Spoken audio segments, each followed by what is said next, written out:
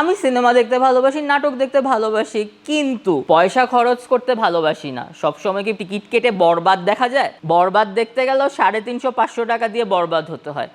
এটা দেখবো নাকি এটা দেখবো, নাকি হাবু ভাই আর পাশা ভাইয়ের ব্যাচেলার পয়েন্টটাই দেখবো? কি দেখা যায়?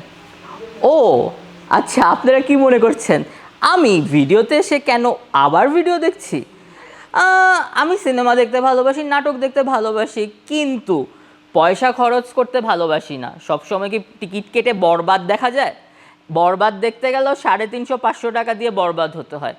কিন্তু যদি এমন হয় যে আপনার বাসায় আপনি নিজের পছন্দসই হোম থিয়েটারে নিজের পছন্দের মুভি ঝকঝকে 4K প্রিন্ট দেখছেন এইচডি ভার্সনে, পসিবল?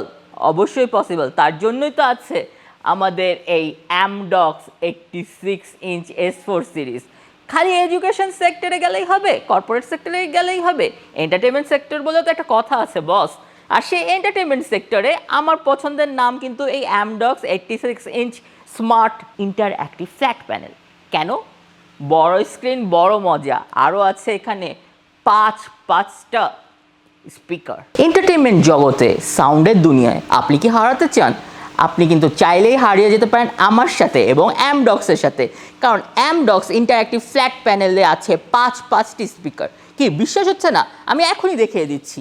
এই যে একটা, এই যে দুইটা, এই যে তিনটা, ওই যে চারটা, আর ক্যামেরার সাথে একটা, 5টা।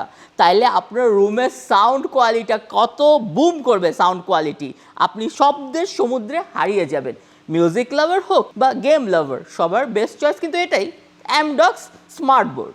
আর এই ফিলটা যদি আপনি নিজে এক্সপিরিয়েন্স করতে চান তাহলে আজই চলে আসুন বাংলা মোটর রূপায়ণ ট্রেড সেন্টার লিফটের 17 তলায় 17-এ এসে নিজেই দেখুন অ্যামডক্সের এক্সপিরিয়েন্স কেমন।